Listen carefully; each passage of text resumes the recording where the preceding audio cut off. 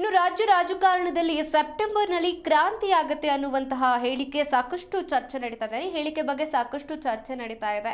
ಇದರ ಮಧ್ಯೆ ಗೃಹ ಸಚಿವರಾದಂತಹ ಜಿ ಪರಮೇಶ್ವರ್ ದೇವಸ್ಥಾನಕ್ಕೆ ಭೇಟಿ ಕೊಟ್ಟಿದ್ದಾರೆ. ನೋಡಿ, ಉಡುಪಿಯ ಬೆಳ್ಮಣ್ಣು ಶ್ರೀ ದುರ್ಗಾ ಪರಮೇಶ್ವರಿ ದೇವಸ್ಥಾನಕ್ಕೆ ಇವರು ಭೇಟಿ ಕೊಟ್ಟಿರುವಂಥದ್ದು. ತಮ್ಮ ಪತ್ನಿಯ ಜೊತೆ ಜಿ ಪರಮೇಶ್ವರ್ ದೇವಸ್ಥಾನಕ್ಕೆ ಭೇಟಿ ಕೊಟ್ಟಿದ್ದಾರೆ. ಹಾಗೆ ಹೋಮವನ್ನು ಕೂಡ ಮಾಡಿಸಿರುವಂಥದ್ದು. ರಾಜ್ಯ ರಾಜಕಾರಣದಲ್ಲಿ ಸೆಪ್ಟೆಂಬರ್ ಕ್ರಾಂತಿ ಬಗ್ಗೆ ಚರ್ಚೆ ನಡೀತಾ ಇದೆ. ಇದರ ಹಿನ್ನೆಲೆ ದುರ್ಗಾ ಪರಮೇಶ್ವರಿ ಮೊರೆ ಹೋಗಿದ್ದಾರೆ ಗೃಹ ಸಚಿವರು ಅನ್ನುವಂಥದ್ದು ಗೊತ್ತಾಗಿದೆ. ಉಡುಪಿಯ ಬೆಳ್ಮಣ್ಣು ಶ್ರೀ ದುರ್ಗಾ ಪರಮೇಶ್ವರಿ ದೇಗುಲಕ್ಕೆ ಭೇಟಿ ಕೊಟ್ಟಿದ್ದಾರೆ. ಇನ್ನು ದೇವಸ್ಥಾನದ ಪ್ರಾಂಗಣದಲ್ಲಿ ಚಂಡಿಕಾ ಹೋಮವನ್ನು ಕೂಡ ಮಾಡಿರುವಂಥದ್ದು.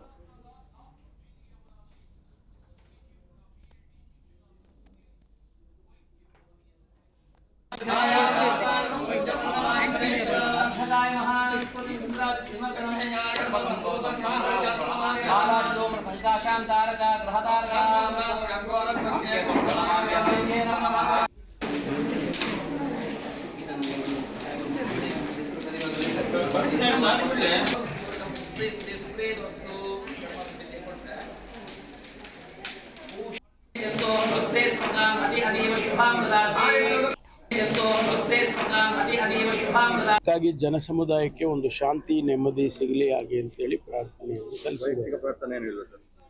ನಾ ಹೇಳಿದಲ್ಲ, ನಾನು ಜನ ಸಮುದಾಯಕ್ಕೆ ಪ್ರಾರ್ಥನೆ ಸಲ್ಲಿದಾಗ ಅದರೊಳಗಡೆ ನಮ್ಮದು ಸೇರಿಬಿಡುತ್ತೆ. ಹಾಗಾಗಿ ಪ್ರತ್ಯೇಕವಾದ ಪ್ರಾರ್ಥನೆ ಮಾಡೋ ಅಗತ್ಯನೂ ಏನಿಲ್ಲ. ದಿನಗಳಲ್ಲಿ ಸ್ವಲ್ಪ ನೀವು ಬೇಸರದಲ್ಲಿದ್ದೀರಿ? ಇಲ್ಲವಲ್ಲ, ಯಾರು ಹೇಳಿದ್ದು? ನನಗೆ ಯಾಕೆ ಬೇಸರ? ನನಗೆ ಯಾವುದೂ ಬೇಸರ ಇಲ್ಲ. ರಾಜ್ಯದ ಗೃಹ ಖಾತೆಯನ್ನು ಕೊಟ್ಟಿದ್ದಾರೆ.